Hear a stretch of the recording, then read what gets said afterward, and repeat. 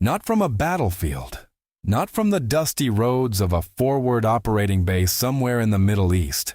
It came from the master bathroom of a modest brick home on the east side of Houston, Texas, where a woman named Linda Thompson was gripping the edge of the sink with both hands, her knuckles pale against the porcelain, her breath coming in shallow, uneven pulls that had nothing to do with the summer heat pressing against the windows.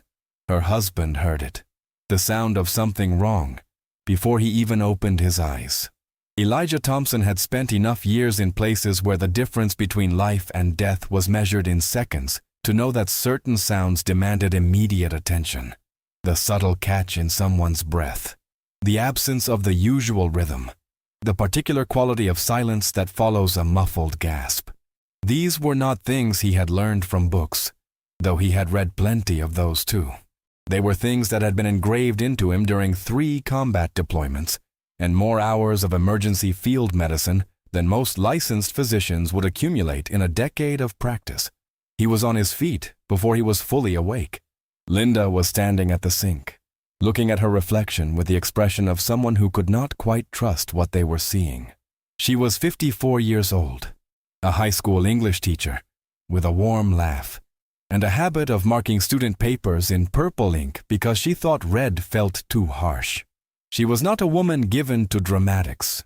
She did not complain about minor discomforts or wake her husband over nothing, which was precisely why the sight of her standing there, pressing her left hand flat against her sternum as though trying to hold something in place, sent a cold, precise signal straight through every layer of Elijah's training. Linda. His voice was calm. That was deliberate. He had learned a long time ago that panic in the voice of the person trying to help only amplifies the fear of the person who needs help. Talk to me. Tell me exactly what you're feeling. She turned toward him. Her face was filmed with perspiration that had nothing to do with the 89-degree night outside. Pressure? She said. Right here. She moved her hand slightly, pressing it against the center of her chest. Started maybe 20 minutes ago. I didn't want to wake you. I thought it would pass. Any pain going anywhere else? Arm, jaw, back? She hesitated. That hesitation told him more than her words. A little. Left arm. I thought I just slept on it wrong. Shortness of breath? I had to sit down in here. I was brushing my teeth, and I had to sit down. He was already moving. Shoes, keys, phone dialing 911 simultaneously. He gave the dispatcher Linda's symptoms with the practiced economy of someone who understood exactly which information the responding unit would need. Location, age, nature of symptoms, approximate onset time, no embellishment, no panic. Just data, delivered clearly and quickly, because clarity saved lives and vagueness cost them.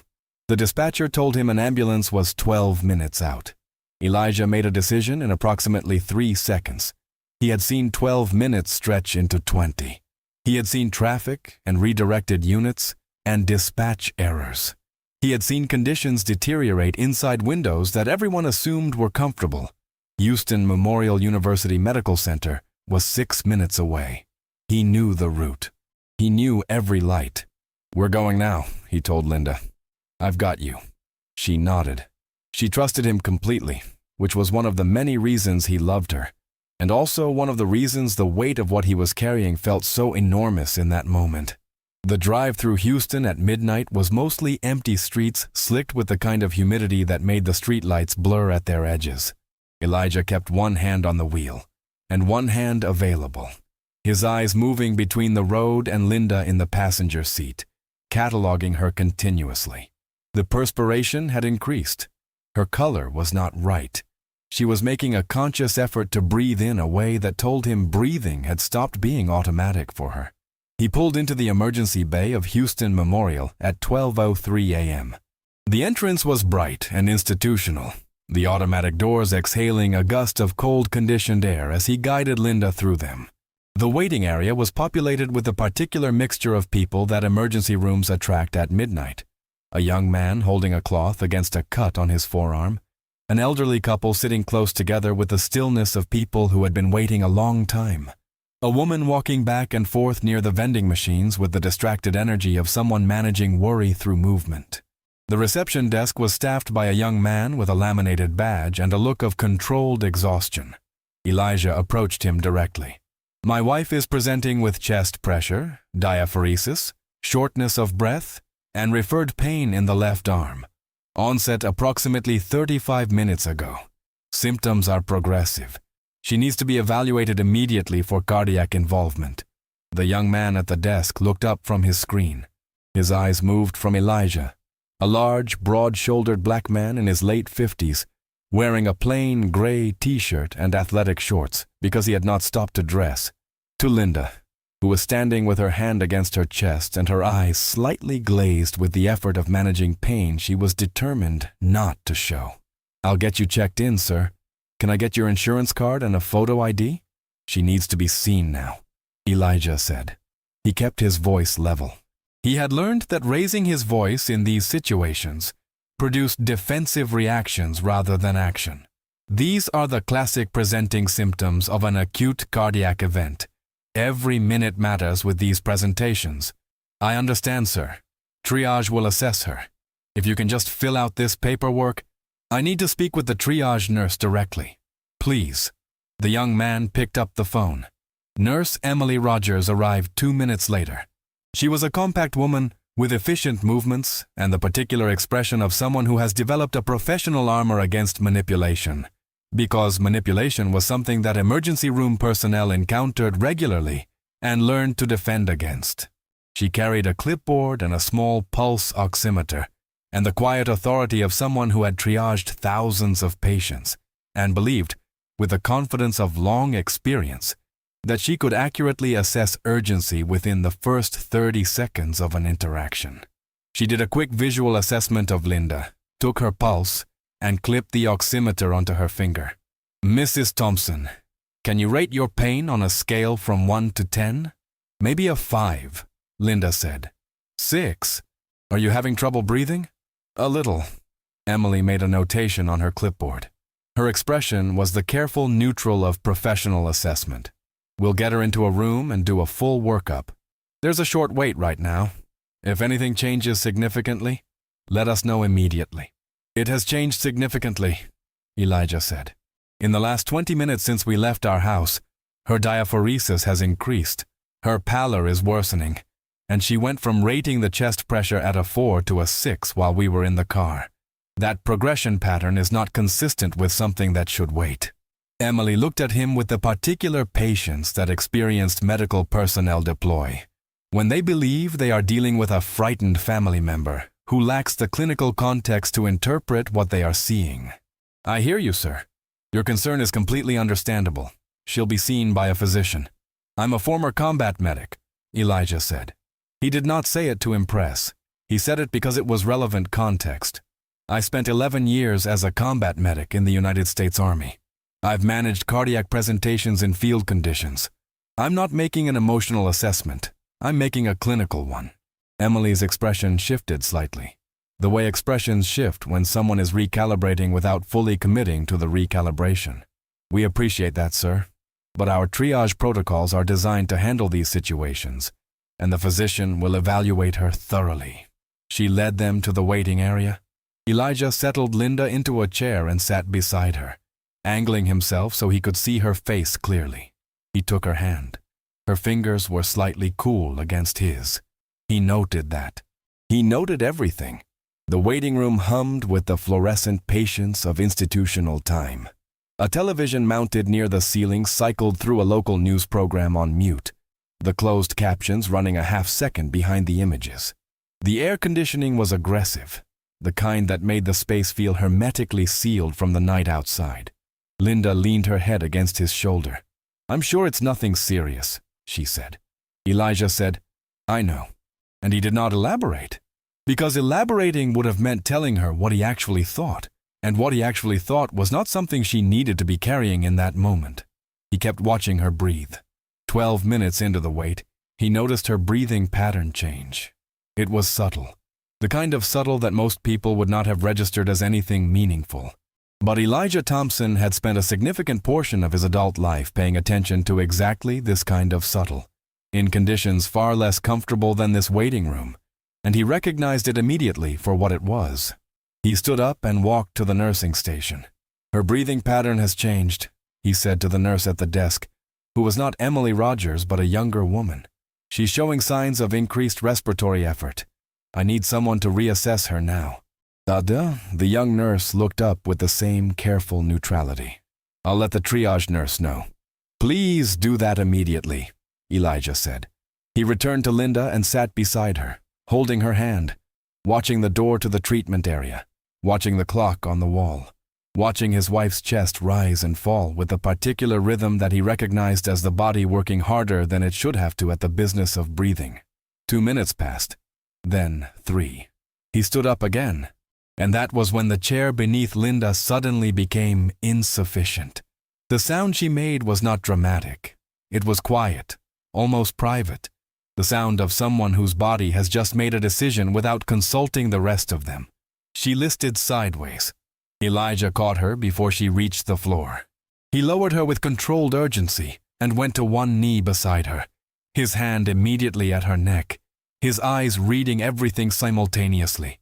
Skin color, respirations, responsiveness, the quality of the pulse under his fingers. He looked up and said, in the voice he had used in forward operating bases and field hospitals and the backs of helicopters carrying wounded soldiers, in the voice that did not ask but directed, "I need a team here, right now." The waiting room went absolutely silent. Not the silence of shock, though shock was present. The silence of a large space in which every person has simultaneously understood that something of consequence is happening. Emily Rogers came through the door at a run, and the look on her face, when she saw Elijah on the floor beside Linda, his hand steady at his wife's neck, his voice already reporting exactly what was happening with the precision of someone who had done this in far worse circumstances. That look would stay with everyone who witnessed it for a very long time. What happened in the next 4 minutes would later be described in the incident report as a coordinated emergency response. What it felt like, from inside the center of it, was something closer to controlled chaos finding its footing. The team came through the door the way emergency teams do, quickly, with equipment, with the kind of focused energy that years of training produce. A crash cart appeared. A physician. A young resident named Dr. Sarah Patel, who had been in the middle of suturing a laceration in Bay 3, arrived within 30 seconds and immediately dropped into assessment mode, her hands moving with the efficient assurance of someone who had trained extensively for exactly this scenario, even if the actual weight of it, the realness of it, the stakes of it, always hit differently when it was happening in front of you, rather than in a simulation. Elijah had done what needed to be done without being asked, because waiting to be asked had not been an option. He had positioned Linda carefully. He had kept her airway clear. He had spoken to her, not the technical speech of emergency medicine, but her name, said the way he said it every morning and every evening of their 31 years of marriage, because he understood from experience and from something deeper than experience that people in medical distress hear voices they recognize, even when they appear to be beyond hearing. He had communicated the timeline of her symptom progression to every member of the team as they arrived, in exactly the order in which it would be most useful to them, without repetition and without the emotional coloring that might have caused them to discount the information. He had, in other words, operated exactly as he had been trained to operate, even when the patient was his wife, even when everything in him that was not training was screaming. Dr. Patel looked up from her assessment and met his eyes. What's her history? No prior cardiac events. Controlled hypertension, well managed on lisinopril. No diabetes, mild hyperlipidemia. She had a physical 6 weeks ago. Everything unremarkable. He paused. The symptom onset was approximately 55 minutes ago now. Progressive. The pattern of progression is what concerned me at triage. Dr. Patel's hands did not stop moving. You were in triage earlier? Yes. I reported these symptoms at intake. I identified myself as a former combat medic and described what I was observing. The assessment was non-urgent. There was a beat, brief, nearly imperceptible, in the way Dr. Patel processed that. Not judgment, simply the intake of information that had additional weight to it. "We're going to take good care of her," she said. It was not a platitude. It was a statement of intent from someone in the middle of making it true. They moved Linda to a trauma bay within 90 seconds of the team's arrival. Elijah was asked to wait outside the bay, which he did, because he understood the request was procedurally necessary, and because arguing with it would have consumed energy and attention that everyone needed to be spending on Linda. He stood in the corridor outside the bay. He had stood in corridors outside rooms before. It did not get easier with experience. What experience gave you was not ease. What it gave you was the capacity to remain functional despite the absence of ease, which was an entirely different thing. The corridor was the kind of institutional beige that hospitals favor, as though the color has been specifically selected for its ability to communicate nothing in particular. A medication cart was parked against the far wall. An overhead announcement paged a physician to the 4th floor. Somewhere behind a door, a monitor beeped in the steady, patient rhythm that meant a heart was still working. He thought about the last 30 years. He thought about Houston in August of 1993, when they had moved here after his first deployment because Linda's mother was aging and needed to be closer to family, and how he had thought at the time that Houston was enormous and loud and relentlessly hot, and how over the years it had become simply home in the way that places become home not because they are perfect, but because they are where your life happened, where the children were raised, where the work was done, where the small accumulated architecture of 31 years of shared life had been constructed, one ordinary day at a time. He thought about Linda at 23 years old, standing on the steps of her parents' house in her church dress on a Sunday afternoon, telling him that she was not interested in dating someone who was planning to spend his life getting shot at, and him saying that he understood completely, and both of them knowing, even then, that they were going to spend their lives together anyway. He pressed his hands flat against the corridor wall. He was still pressing them against the wall when Nurse Emily Rogers came to stand beside him. She had not been required to do this. She could have returned to the triage desk. She had other patients and other responsibilities, and the emergency with Linda was now being managed by people whose specific function was to manage it. There was no procedural reason for her to be standing in this corridor. She stood there for a moment without speaking, and then she said, "Can I get you anything? Water or coffee?" "No," he said. "Thank you." Another moment passed. "Mr. Thompson?" she said, and her voice had changed from the careful professional neutral of earlier. It had something in it that sounded more like a person and less like a function. "When you told me at triage, what you said about your background, you don't have to explain anything right now," he said. He meant it. He did not say it to let her off the hook, or because he was not feeling what he was feeling. He said it because right now, in this corridor, it was not the conversation that needed to happen. There would be time for conversations. There were always conversations afterward. "I should have listened more carefully," she said. Elijah turned to look at her. She was not looking for absolution. He could tell the difference. She was saying something that she needed to say, something that was costing her something to say, and he recognized that too. "Yes," he said. "Not cruelly, simply honestly. You should have." She nodded. She stayed in the corridor for another minute, and then she returned to her station, and Elijah returned to pressing his hands against the wall and waiting for news about his wife. Inside the trauma bay, a picture was assembling itself from data. Dr. Amanda Collins, the attending physician on duty in the emergency department, had been pulled into the case within minutes of the team's response. She was 43 years old, board certified in emergency medicine, and possessed of the particular combination of intelligence and stamina that the specialty required. She had worked at Houston Memorial for 11 years. She was, by any reasonable measure, very good at her job. She was also, at that particular moment, at hour 9 of a 12-hour shift that had included a multi-vehicle accident, 2 overdoses, and the kind of administrative paperwork that accumulated in emergency departments like sediment. She had reviewed Elijah's intake information briefly, noted the triage assessment of non-urgent, and moved on to the more pressing cases that were already in bays. Now she stood at Linda's bedside, and looked at the EKG that had been run as soon as the team had gotten Linda onto the monitors, and she felt the particular cold clarity of a physician looking at something that confirms a worst-case scenario. The ST elevation was unmistakable. "We're looking at a STEMI," she said to the resident. "Get cardiology on the phone right now. We need the cath lab." She looked at Linda, whose eyes were partially open, whose color was returning incrementally as the oxygen mask delivered what her body had been demanding. Linda Thompson, a 54-year-old woman who had come in with her husband and his warnings, and who had been classified as non-urgent. Dr. Collins felt the weight of that. She did not have time to fully sit with it. There was work to be done, a cath lab to mobilize, a cardiologist to brief, a patient to stabilize. These were the immediate priorities, and she attended to them with everything she had. But the weight was there.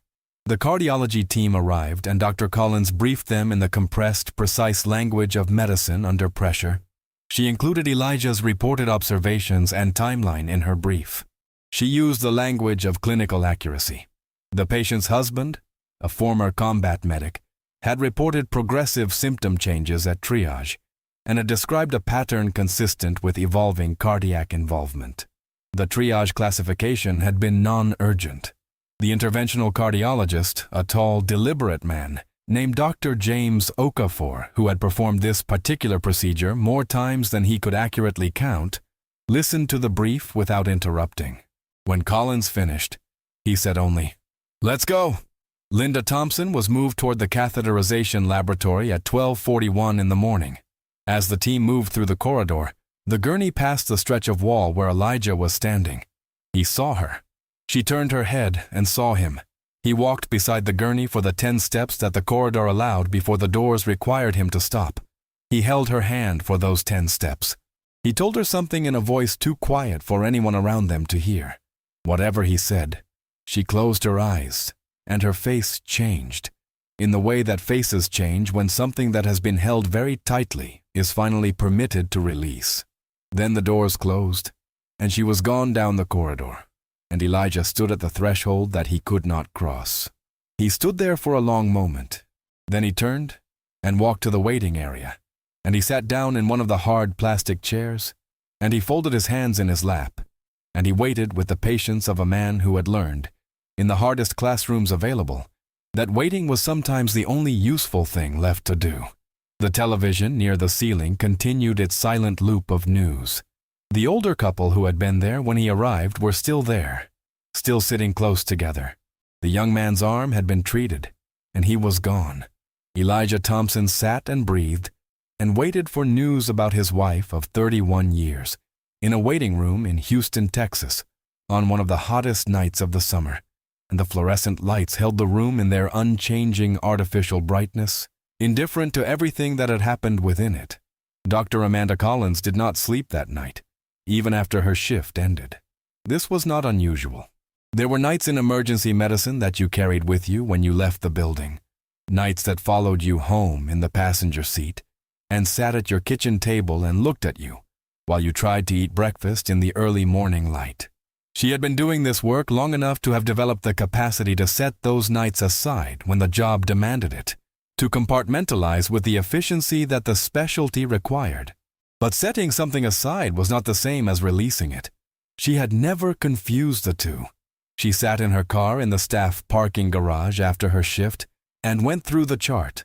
She read Elijah Thompson's intake statement, the words that the registration staff had entered, a compressed version of what he had actually said. And she read Emily Rogers' triage notes, and she looked at the timeline. She had been doing this long enough to read charts the way certain people read topographical maps, not just for what was marked, but for the contours of what surrounded the marks, the gradients, and the absences. The gap between Elijah's first report and Linda's emergency was 23 minutes. 23 minutes during which, according to the nursing notes, he had approached the desk a second time and reported changes in his wife's condition. She sat with that for a while. She thought about what she knew and what she had not known, and the specific distance between those two things. She had not known Elijah Thompson's background when she had reviewed the triage assessment. She had seen male companion of patient, reporting symptoms classified as non-urgent. She had moved on to the cases in a base. This was the triage system working as designed, allocating her attention according to assessed priority. The system had misallocated. Why it had misallocated was the question she was sitting with in this parking garage at 5:30 in the morning. She thought about the way information travels through systems. The way that a man presenting in gray athletic shorts at midnight, speaking with urgency about his wife's symptoms, could be received differently than a man presenting in different clothes, or a woman presenting instead of a man, or a physician rather than a combat medic, or someone whose credentials were immediately legible to the person on the receiving end of the information. She thought about the word non-urgent and the assumptions that had produced it. She was not someone who avoided difficult internal reckonings. She had not become a physician in emergency medicine, one of the most demanding and humbling of the medical specialties, by flinching from difficult truths. The truth she was sitting with now was this. A man had come in with his wife and had provided accurate, clinically significant information, and that information had been set aside. The information had been set aside in part because of how triage systems work under pressure, and in part because of something else, something that the parking garage fluorescents were illuminating with uncomfortable clarity. His word had not been treated as reliable. She thought about why. She drove home in the early morning Houston light, and she thought about it all the way there. Inside Houston Memorial, the morning shift was arriving. The day team received their handoffs and began the rotation of care that hospitals perform continuously, a kind of perpetual motion powered by responsibility and training, and the accumulated force of institutional routine. Dr. Michael Harris, the chief medical officer, arrived at 7:15, as he did every morning, moving through the department with the quiet assessment of someone who had spent 30 years learning how hospitals actually function, as distinct from how they appear to function, which was a much more valuable education than the formal kind. He was 60 years old. He had a white coat with a worn left pocket from years of carrying his phone there. He had the kind of presence that comes not from force of personality, but from depth of attention. People noticed him entering rooms because he noticed everything about the rooms he entered. He reviewed the overnight incident log before reviewing anything else, because he had learned early that the overnight logs told you things that daytime operations masked. He read the notation about Linda Thompson's emergency. He read the triage assessment. He read the attending's notes, which Dr. Collins had been meticulous about completing before she left, including a detailed account of Elijah Thompson's background and the timeline of his reports to the triage staff. Dr. Harris set the log down on his desk. He picked up his phone and called Emily Rogers, who was just finishing a 12-hour overnight. He did not do this often. Emily Rogers, who was a very good nurse and who knew that an early morning call from the chief medical officer was not something that happened when everything was fine, answered on the second ring. Dr. Harris. Good morning, Emily. I've been reviewing last night's incident. I'd like to speak with you when you have a moment before you leave. A pause. Of course. She came to his office 20 minutes later and sat across the desk from him with the posture of someone who has been preparing for a difficult conversation during the walk over. Harris had conducted many of these conversations. He had learned that the ones that mattered most were not the ones where blame was being assigned. Blame was simple, blame was easy. Blame resolved nothing. But the ones where something real was being examined. He was interested in something real. Tell me about last night, he said. In your own words. Emily told him. She was honest. She did not minimize what had happened or deflect responsibility. She described her assessment of Linda Thompson, her interaction with Elijah, and the specific moment when he had told her he was a former combat medic, and the way she had processed that information, or more accurately, the way she had not fully processed it. When he said he was a combat medic, Harris said, "What did you do with that?" Emily considered this carefully. She was not someone who answered important questions carelessly, which was one of the reasons she was good at her job, and also one of the reasons this conversation was difficult. "I noted it," she said, "but I didn't adjust my assessment." "Why not?" Another consideration. Because my protocol-based assessment of the patient's presentation didn't support urgency, and I think I also I think I interpreted his level of concern as anxiety, as a family member being frightened rather than as a trained observer being accurate. Harris nodded slowly, and looking back, "He was accurate," she said. "He was completely accurate, and I didn't know that he was, but I also didn't." She stopped. She started again. "I didn't take his information as seriously as I should have, and I'm not certain that would have been true of every person who walked in saying the same thing." There was a long moment in the office. "That's an important thing to be able to say," Harris told her. And he meant it, fully. That's where we start. He was already thinking about how this had to become something larger than a single conversation in a single office. In a recovery room on the 4th floor, Linda Thompson woke up. The light was different from what she expected, which told her that significant time had passed since she last knew where she was. There was a tube at her wrist.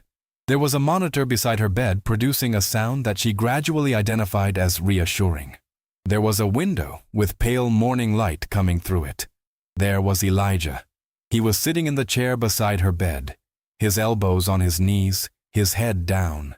He had a cup of cold coffee that he had not drunk. She watched him for a moment. This man she had known for more than half of her life, sitting in a hospital chair with cold coffee and all of the composure he always carried. And she understood that the composure was not the absence of fear. It never had been. It was something he carried over fear, the way you carry a tarp over something precious during a storm. "Elijah," she said. He looked up, and for just a moment, before the control reasserted itself with the familiarity of long practice, she saw exactly what the night had cost him. He came to the bedside and took her hand. "Hey," he said. "Hey yourself." Her voice was rough. "How bad?" "STEMI," he said. "They put a stent in. You're going to be fine. Everything went well." "STEMI," she repeated, processing it with the methodical care of a teacher encountering a term she intended to understand fully. "That's the one you worried about in the car." "That's the one?" She looked at him. "You told them, didn't you?" "At the desk." "I did. And?" He was quiet for a moment. "And they responded when it mattered," he said. "And then, because Linda knew him too well for the edited version, it took longer than it should have." She held his hand in both of hers.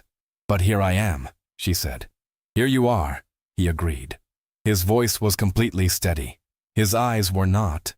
The morning continued around them with the gentle pragmatism of hospital routine. Nurses came and went. Monitors were checked. Questions were asked and answered.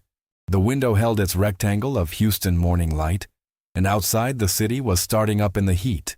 And in here, in this small room with its institutional beige and its functioning monitor, two people who had shared 31 years of everything sat together with the particular quiet of people who understand, with complete clarity, what nearly being lost to each other actually means.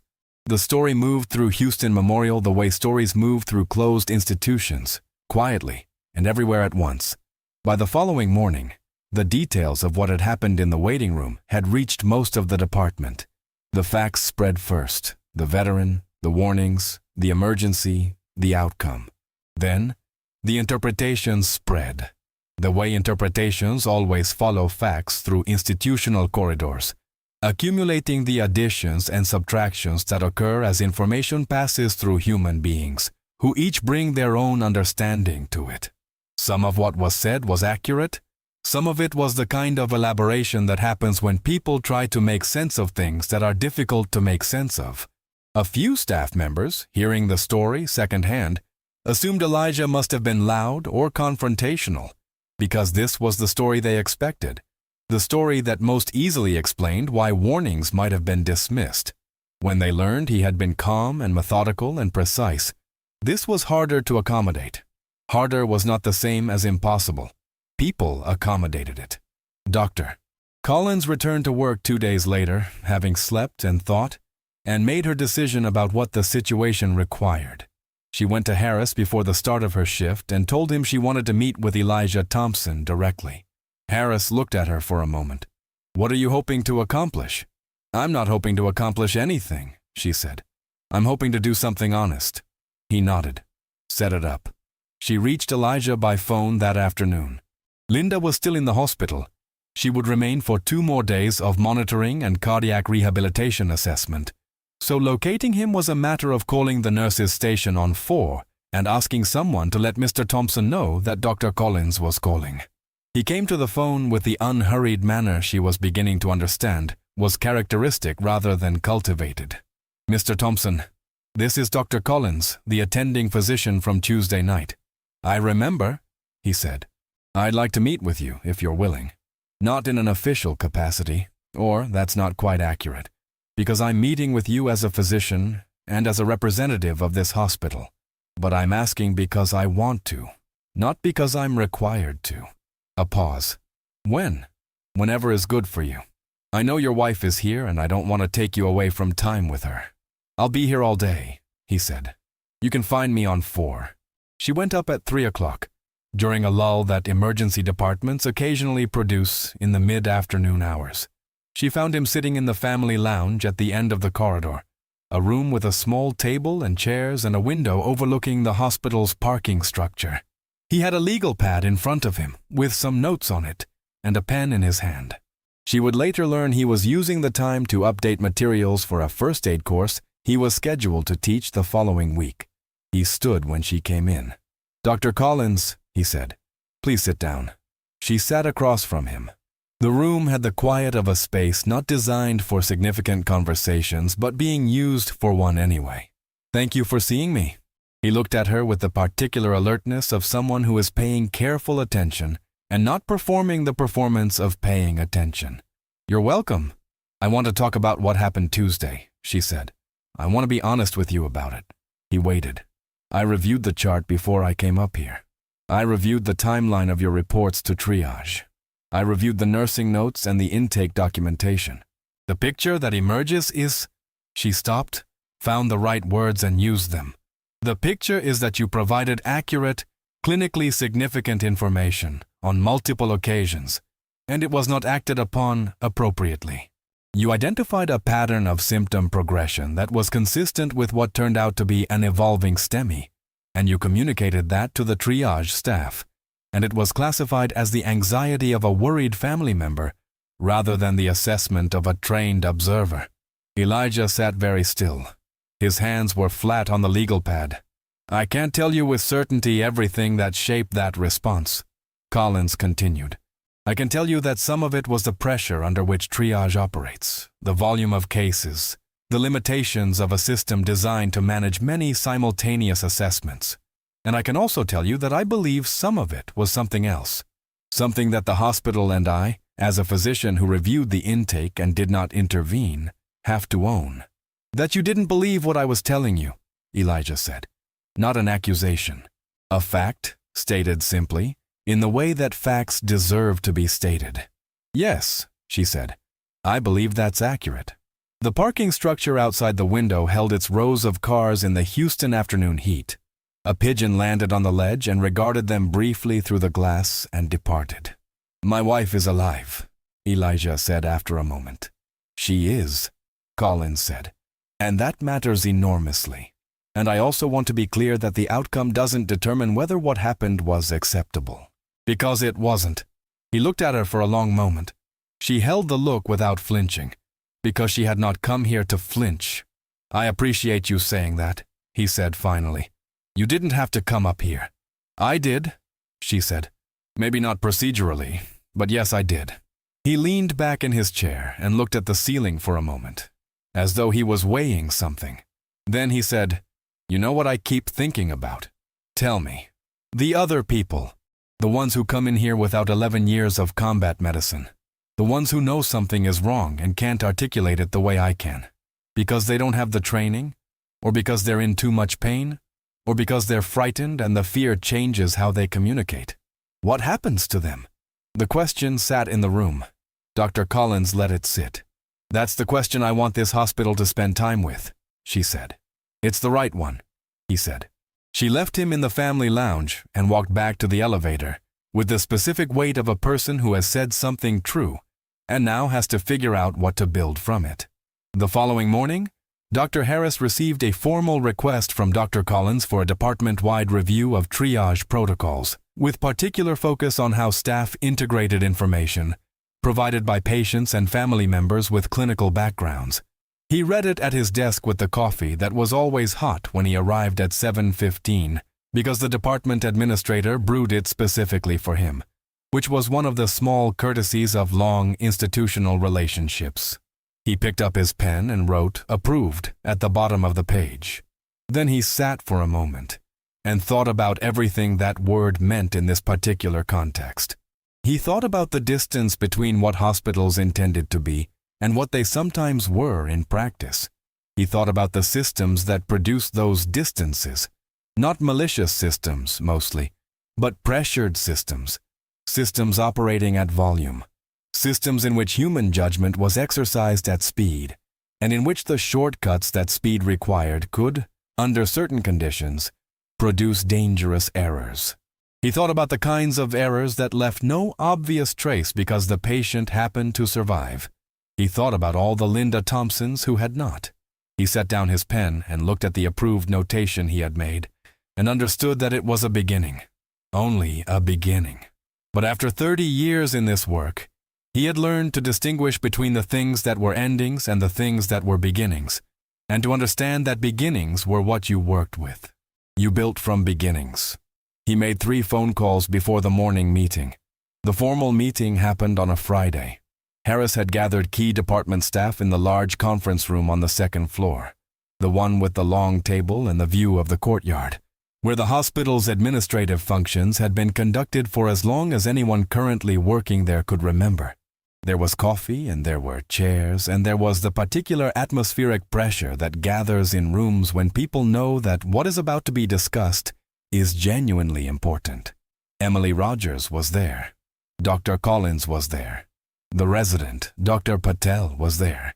The nursing director, several senior residents, 2 nurse practitioners, and the director of patient services. 17 people in total, which was the number Harris had determined could have a substantive conversation rather than an audience. Elijah Thompson was also there. Harris had asked him, carefully and without pressure, whether he would be willing to attend. He had said he wanted to hear from Elijah not as a patient's husband, but as a medical professional with a perspective on what had happened. Elijah had said he would think about it. He had called back 2 hours later and said yes. He sat at the table with the same quality of attention he brought to everything, his hands folded in front of him, observing the room with the comprehensive awareness of someone who had spent a career operating in environments where situational awareness was not optional. He wore a collared shirt and slacks. He had the bearing of someone who did not need his clothing to communicate his seriousness, which meant the clothing communicated it anyway. Harris opened the meeting. "The reason we're here," he said, in the direct manner that those who worked with him had come to expect, "is not to assign blame for Tuesday night's events. If blame were the goal, this meeting would look very different and would accomplish considerably less. The reason we're here is that Tuesday night produced a near-catastrophic failure in a system that is supposed to prevent near-catastrophic failures. And if we don't understand how it happened with enough precision to prevent it from happening again, then we have not done our jobs." He looked around the table. "I want to be clear about what I mean by failure. The clinical team responded well when the emergency presented. The cardiac outcome was positive. The system that failed was the earlier part of the system, the information receiving part, the part where a trained observer provided accurate, time-sensitive information, and that information was not acted upon appropriately." He turned to Elijah. "Mr. Thompson, I want to thank you for being here. I'm going to ask you to tell us, in your own words, what you experienced from the time you arrived until the time your wife was taken to the catheterization lab. I want your account, not my interpretation of it." Elijah spoke for 12 minutes. He spoke with the clarity and precision of someone who understood the value of accurate reporting, who had spent more than a decade producing accurate reports in conditions that made accuracy difficult. He did not dramatize and he did not editorialize. He described what he had observed in Linda during the drive to the hospital. He described his initial intake conversation and what he had communicated. He described the triage interaction and what he had said and what had been said to him. He described the second approach to the nursing station. He described what he had observed in Linda in the minutes before her emergency. and what he had done. The room was very quiet throughout. When he finished, he folded his hands again and was still. Harris said, "Thank you." And then, "Does anyone have questions for Mr. Thompson?" There were several. Emily Rogers asked one. She asked it directly, without deflection. "When you told me you were a combat medic, did you expect that to change my assessment?" Elijah considered the question with the seriousness it deserved. "I expected it to be part of the information you used," he said. "Not to replace your clinical judgment, to inform it. I didn't need you to defer to me. I needed you to factor in that the person telling you something was wrong wasn't speaking from fear alone." Emily nodded. "I understand that now." Dr. Collins spoke next. She had prepared, and she spoke with the precision of someone who had thought carefully about what she wanted to say rather than how she wanted to be perceived saying it. She outlined what the chart review had revealed about the timeline. She spoke about the implications of triage classification errors in cardiac presentations, where the window for optimal intervention is measured in minutes and outcomes are directly correlated with speed of treatment. She spoke about the specific category of error that had occurred, the filtering of information through the lens of role and presentation rather than content, and she was precise about what she believed had contributed to that filtering. She did not use the word bias lightly. She used it because it was accurate. There was some discomfort in the room during this portion of the discussion. Discomfort was appropriate. Discomfort was not the same as defensiveness, and Harris watched carefully to distinguish between the two. What he saw, mostly, was people engaging seriously with a difficult subject, which was what he had hoped to see. Dr. Sarah Patel, the resident who had been first to the emergency, spoke about what she had observed when she arrived. She described Elijah's demeanor and his communications and the information he had provided. She said that the information had been immediately useful, that his description of Linda's symptom timeline had helped her make rapid clinical decisions, that having an accurate reporter rather than a frightened witness had made a material difference in those first critical minutes. He was reporting like a medic, she said. Exact, organized, prioritized. If I had known beforehand what I knew the moment I spoke with him, the assessment at triage would have been different. Ma foi. The room absorbed that. Harris let it be absorbed before he continued. He spoke about systems. He spoke about the specific ways in which the triage system was designed to work, and the conditions under which those designs broke down. He spoke about cognitive load and heuristic processing, and the shortcuts that the human brain employs when operating under pressure. Not as excuses, but as mechanisms that needed to be understood if they were going to be addressed. He spoke about what he wanted to change. The changes he outlined were specific and operational. A revised triage intake protocol that explicitly asked about and documented medical training or relevant professional background when reported by the patient or accompanying person. A flag system that would route cases to physician review when triage classification conflicted with reported symptom progression. A structured communication framework for high-risk symptom presentations. He also spoke about something less operational. He said carefully and without sanctimony, "I want to speak about what is probably the most significant contributing factor in Tuesday's events, and I want to speak about it honestly, because I believe speaking about it honestly is the only way we make actual progress." The information that Mr. Thompson provided was filtered through an assumption about the reliability of the source. That assumption was not based on what he said, or how clearly he said it. It was based on something else. We all understand what that something else was. The room was very still. "This is not a comfortable thing to examine," Harris said. "It is also not optional.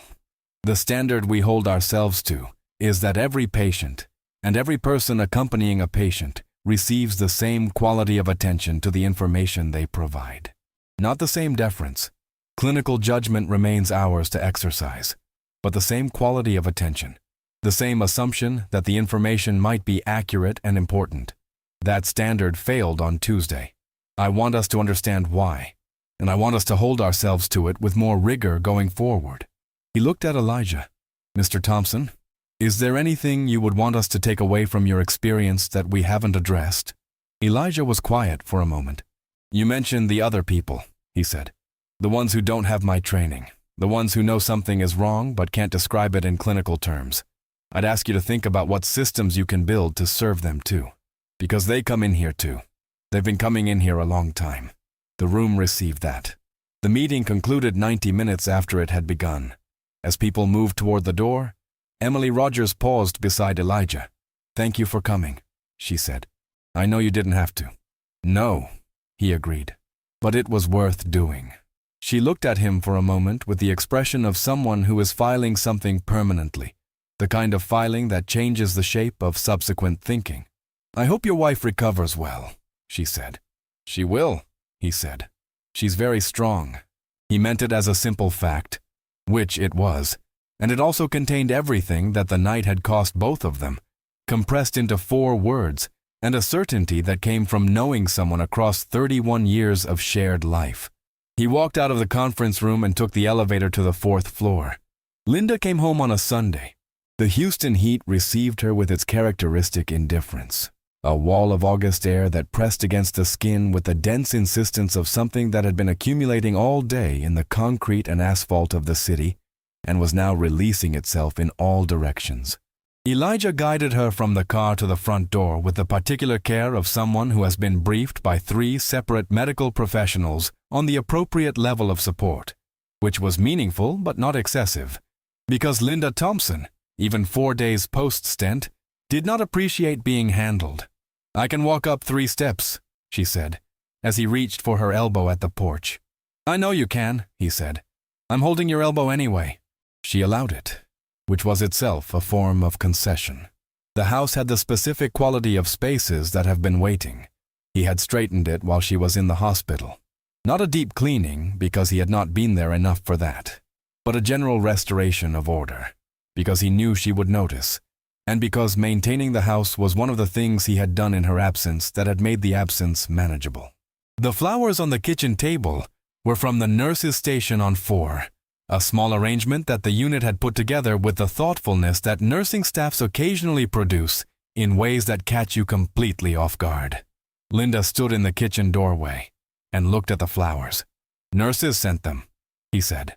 She turned to look at him with the expression she had when she was assembling the emotional fullness of something before she decided what to do with it.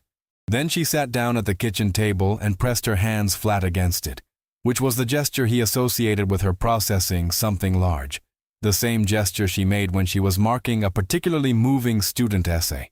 "Sit down," she said. He sat across from her. "Tell me the whole thing," she said. "Everything. You've been giving me the medically appropriate version. I want the real one." He looked at her. "Elijah," she said. 31 years. He told her the whole thing. He told her about the drive, and what he had been observing and calculating during it, and what he had been trying not to show her.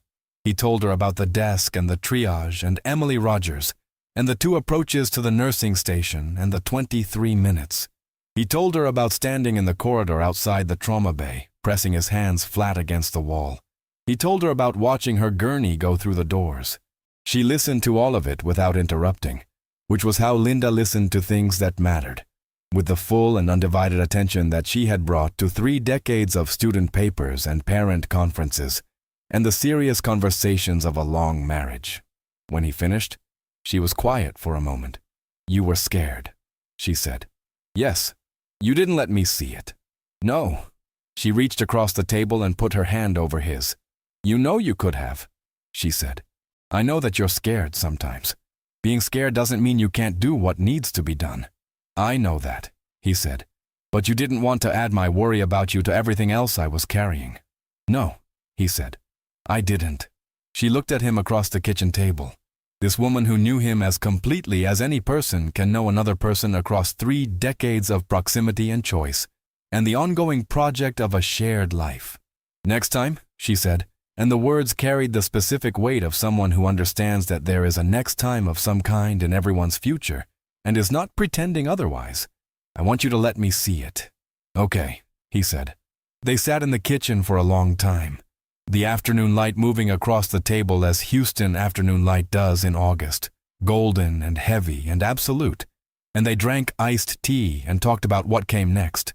The cardiac rehabilitation program, the follow-up appointments, the modifications to her routine that the cardiologist had specified, the weight restrictions that Elijah was already making mental notes about enforcing, and the return to teaching in the fall that Linda was already planning for with the focused pragmatism of a woman who understands that the work you love is part of what sustains you.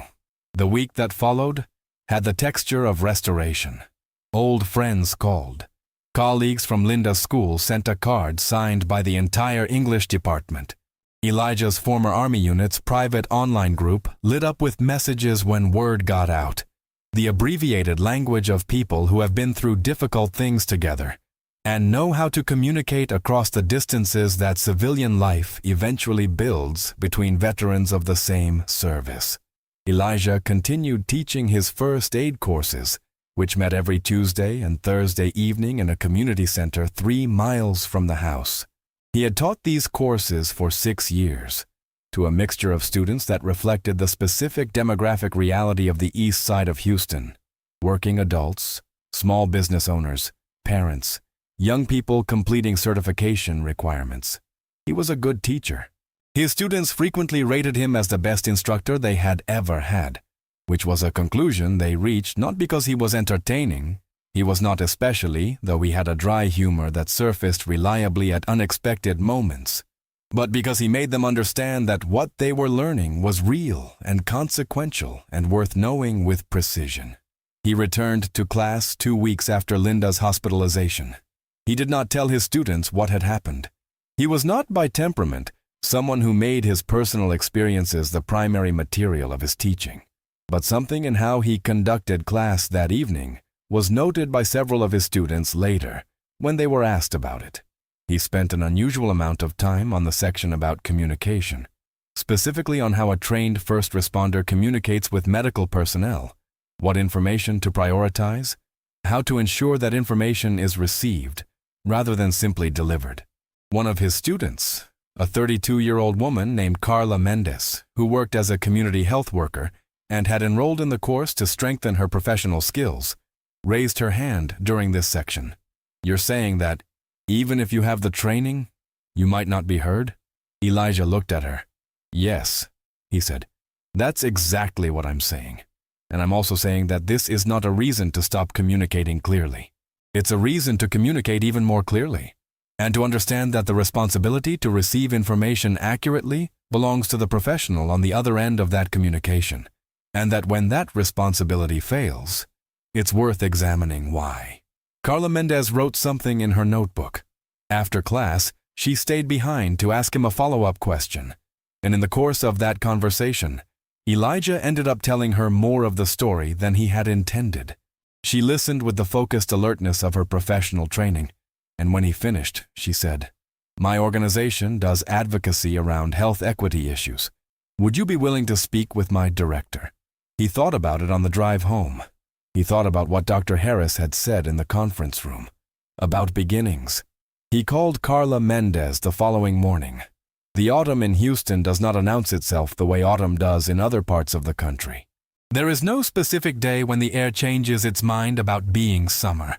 What happens instead is a slow negotiation, a degree here, an afternoon there, until somewhere in late October, the city arrives at a temperature that residents, accustomed to months of sustained heat, experience as something close to relief. The live oaks that line certain streets in the older neighborhoods begin to lose leaves, though not dramatically, because live oaks are slow and private about their transitions. The light slants differently. The mornings acquire a new quality of quiet. By October, Linda Thompson had completed 6 weeks of cardiac rehabilitation. She attended every session at the Rehabilitation Center on Westheimer Road, with the conscientious reliability of someone who had decided, with the full weight of a near-death experience as her evidence, that her health was a thing worth taking seriously in a way she had not previously managed.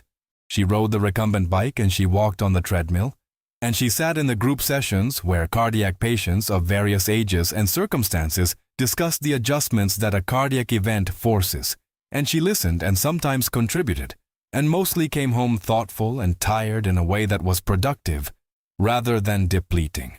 Elijah drove her to most of these sessions, though by the 4th week she was driving herself. He did not argue this. He noted it with the quiet satisfaction of a man who had been watching his wife return to herself.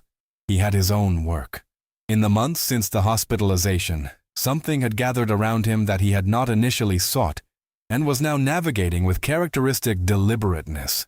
Dr. Harris had contacted him in September with a formal invitation to participate in a working group the hospital was forming around triage communication protocols. Carla Mendez had connected him with her director, who had connected him with the county health department's Equity and Outcomes division, which had asked whether he would be willing to participate in a panel discussion on communication barriers in emergency care. He had said yes to these things not because he was interested in becoming a public figure.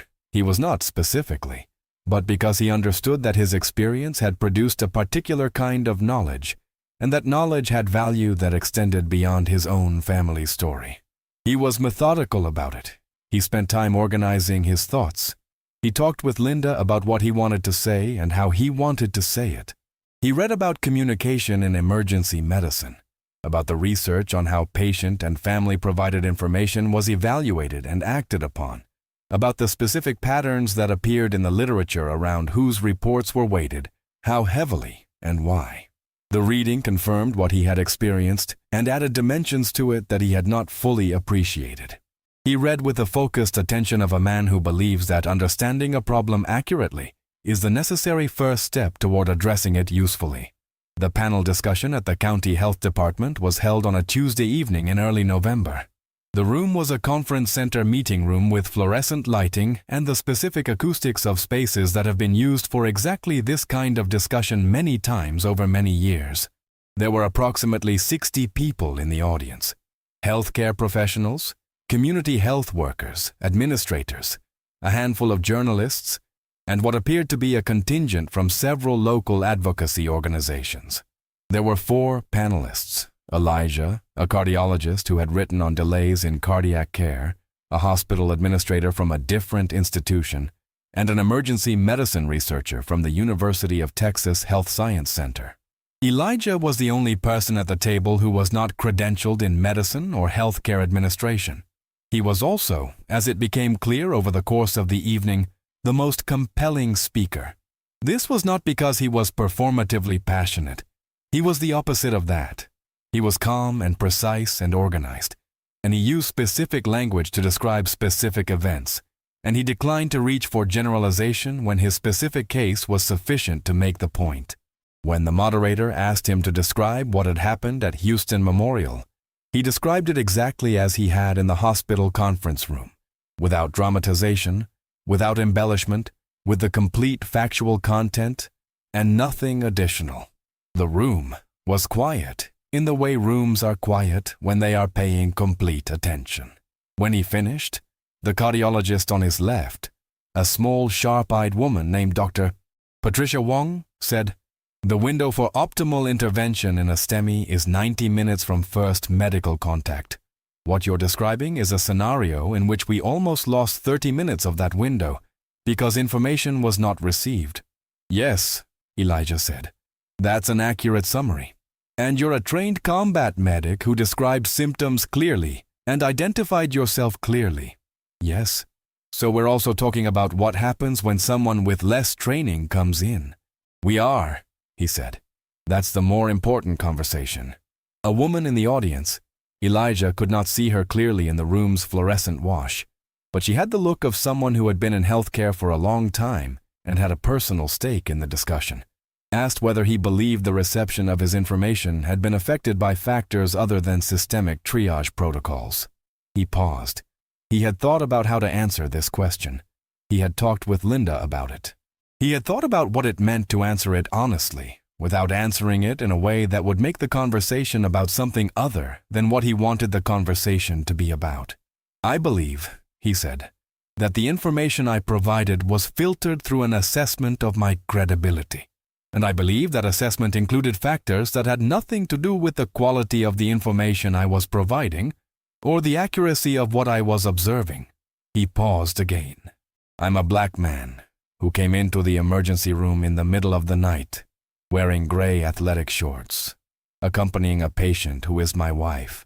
I think that picture was interpreted a certain way, and I think that interpretation affected how what I said was heard. The room was very still. I'm not suggesting that the people who made those assessments are malicious, he continued.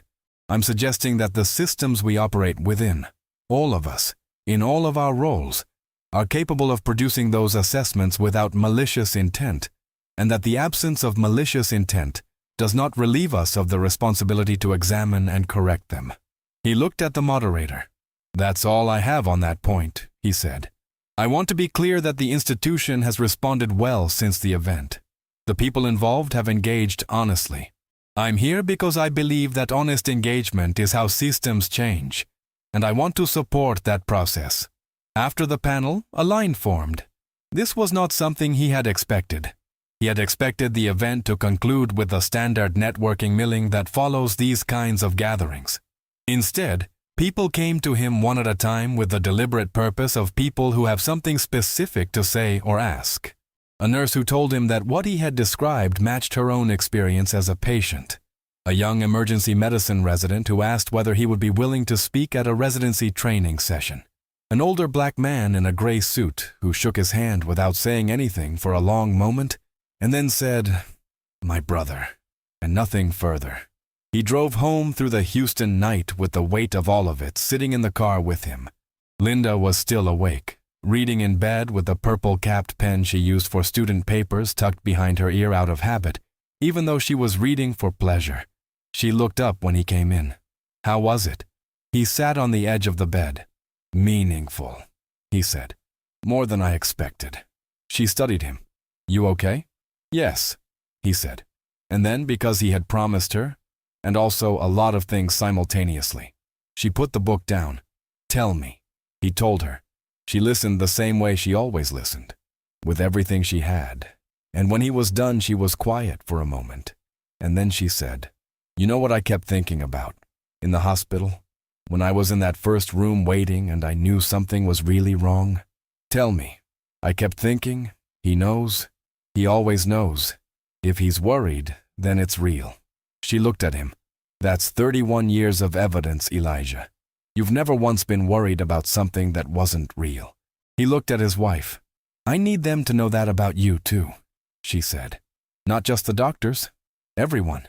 He nodded slowly. That's why I'm doing it, he said. She picked up her book and he got ready for bed. And outside, the Houston night did its late autumn quiet around the neighborhood. And inside the house on the east side of the city, the lights went off one by one. By the following spring, things had changed. Not in the sudden, complete way that stories sometimes suggest change happens. The overnight transformation. The single dramatic turning point after which everything is different. Change in institutions. Elijah had learned across a life spent inside institutions of various kinds. Was almost never that. It was incremental and effortful, and subject to the friction of the 1,000 competing priorities that institutional life generated. It required champions within the system who were willing to keep pushing when the pushing became difficult, and the urgency of the original event began to be diluted by the passage of time. Houston Memorial had those champions. Dr. Harris had built the working group and sustained it. Dr. Collins had joined it with the committed energy of someone who was working out something personal through the work, which was not the worst motivation, and was probably producing more sustained effort than purely abstract principle would have. Emily Rogers had become one of the group's most active members, which had surprised some of her colleagues and had not surprised Elijah at all, because people who are capable of the kind of honest self-assessment she had demonstrated in the corridor that night are generally capable of converting that assessment into sustained action. The new triage protocols had been implemented in November.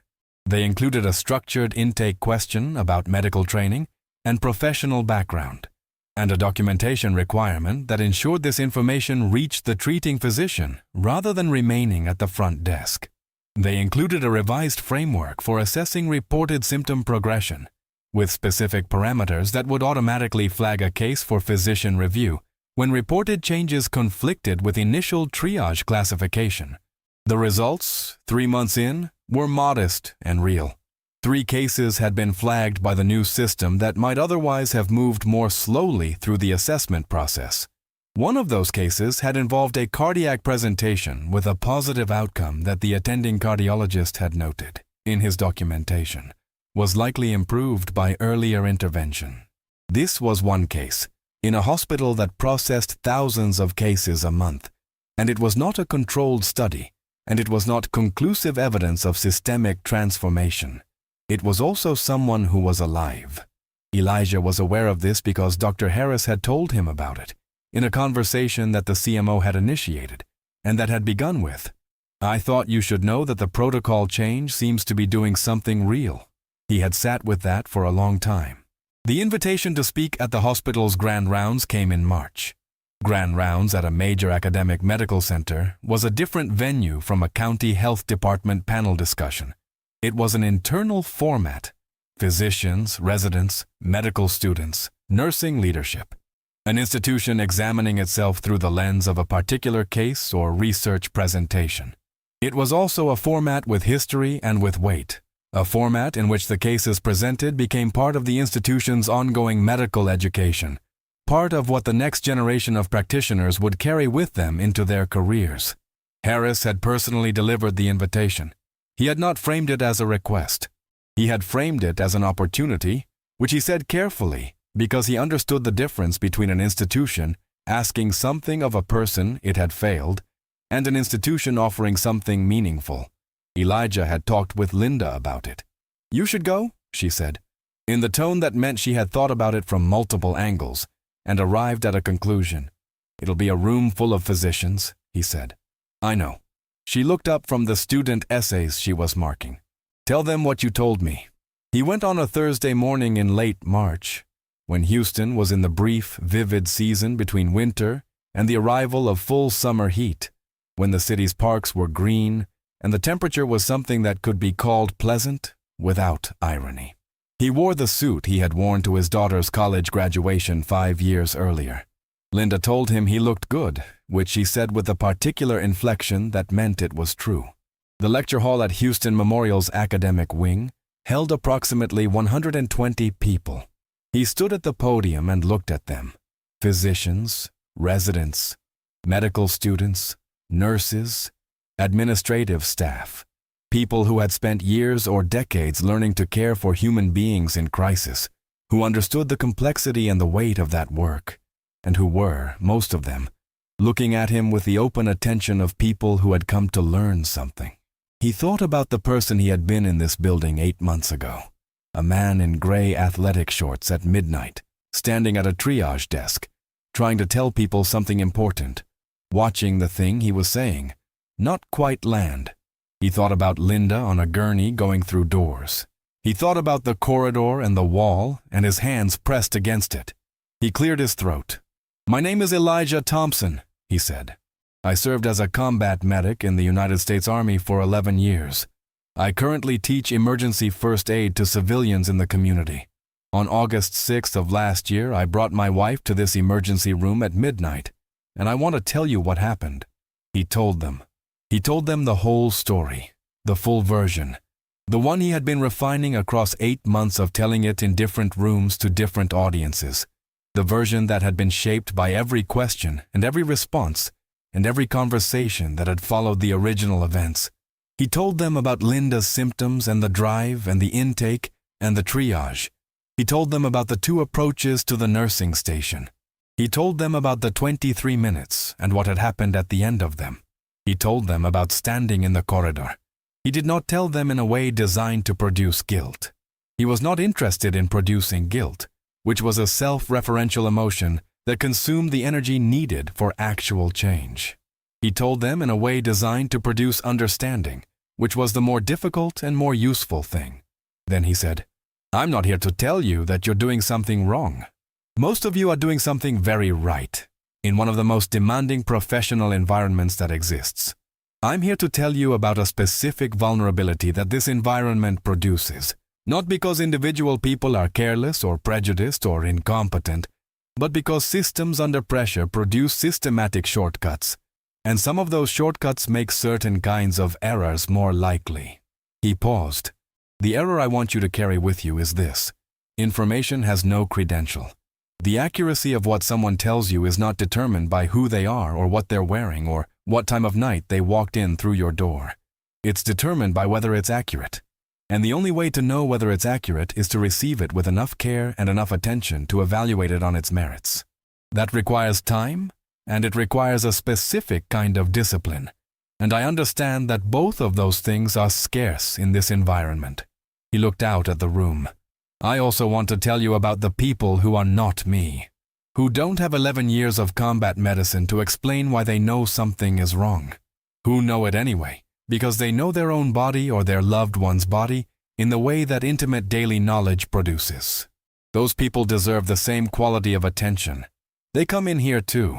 They've been coming in here a long time, and sometimes what they know is exactly what you need. The room was quiet.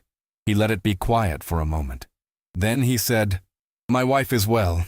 She finished cardiac rehabilitation in December. She went back to teaching in January. Her students gave her a card with 140 signatures on it. She put it on the refrigerator." He paused. "I tell you that because I want to end with the outcome that I have, which is a good one. And I want you to understand that I'm standing here rather than somewhere else, and feeling what I feel because the team in this hospital did their work with skill and commitment when the moment came. And also because Dr. Collins and Dr. Harris and Nurse Rogers and others in this institution were willing to look honestly at what happened before that moment and ask whether it could be done better." He put both hands flat on the podium. "The answer to that question is always yes. That's not a condemnation. That's the condition of all serious work.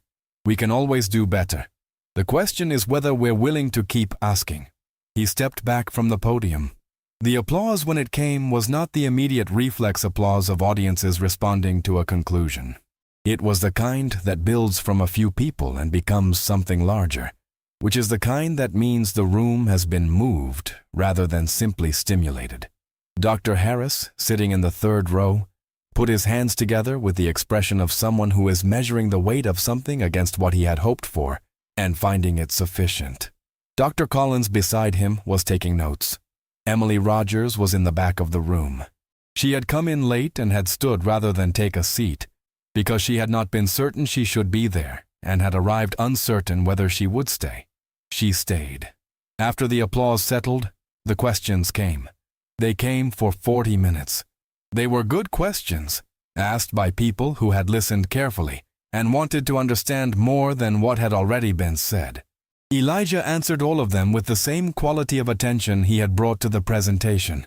Directly, honestly, without false modesty, and without self-aggrandizement, which was the combination that the audience recognized as the mark of someone speaking from genuine experience. A third-year resident asked how to balance the time constraints of a busy emergency department with the kind of careful information processing Elijah was describing. He thought about it genuinely before answering. "You can't always get more time," he said, "but you can change what you do with the time you have. If the intake question about medical background takes 30 additional seconds, and that 30 seconds changes your assessment, that's not a time problem. That's a priority problem. And it's solvable." The resident nodded and wrote something down. At the end, as the room was dispersing, a medical student, young, maybe 25, wearing his white coat with the newness of someone who had not yet worn it enough to forget about it, approached Elijah. He was tall and wore glasses, and had the expression of someone who has been thinking about something carefully throughout the last hour and has organized his thoughts into a specific question. "Mr. Thompson," he said, "I want to ask you something, and I want to ask it honestly. Go ahead. Did you ever doubt yourself? When they weren't listening, did you ever think, maybe I'm wrong? Maybe I'm the anxious family member they think I am?" Elijah looked at him for a moment. "No," he said. "I knew what I was seeing. My training told me what I was seeing, and my 31 years of knowing my wife told me what I was seeing." He paused. "But here's what I want you to take from that question. Most people don't have 11 years of training telling them what they're seeing. Most people have doubt and fear and the very specific vulnerability of loving someone who is sick. And they still know things. They still observe things that are real and important. The doubt doesn't make the information less valid. Your job is to receive the information, even when the person delivering it is frightened, especially then. The student nodded slowly. "I'll remember that," he said. Elijah believed him. He left the hospital at noon. He walked through the lobby, past the emergency room entrance that he had walked through at midnight in August, through the automatic doors that exhaled their gust of cool air, and out into the March sunshine of Houston, which was warm and direct, and carried the specific quality of a city that had been through winter and was moving towards something else. He called Linda from the parking lot. She picked up on the second ring. "How did it go?" she said. "Well," he said. "Tell me." "I will," he said. "At dinner, all of it." She said she would start the rice. He drove east through Houston, through the city that had been home for 32 years, through the streets that carried the accumulated history of everything that had happened within them, through the neighborhoods and the intersections and the live oaks that were budding into their spring, and the humidity that was beginning to gather for the coming summer but had not yet fully committed. He thought about what he had said to the room. He thought about the medical student and his question. He thought about the specific ordinary miracle of driving through a familiar city in the middle of a Thursday, going home to have dinner with his wife, who was making rice, who had finished cardiac rehabilitation and gone back to work and put a 140 signature card on the refrigerator. He thought about the 23 minutes and everything that had been contained within them, and everything that had come after. He thought about the people who would come through those emergency room doors tonight, and tomorrow night, and all the nights after that. The people who knew something was wrong without being able to say it in medical language, who were frightened and in pain, and in the hands of systems that could either receive them fully or partially, and how much that difference mattered, and how much he hoped the conversations of the last 8 months had bent something, however incrementally, in the direction of fully. He turned onto his street. The house was there, the brick home on the east side of Houston, the flowers that Linda would have cut from the garden this week because March was when the yard began to come back, the ordinary Saturday geometry of a life well and carefully lived. He pulled into the driveway. He sat for a moment with the engine off.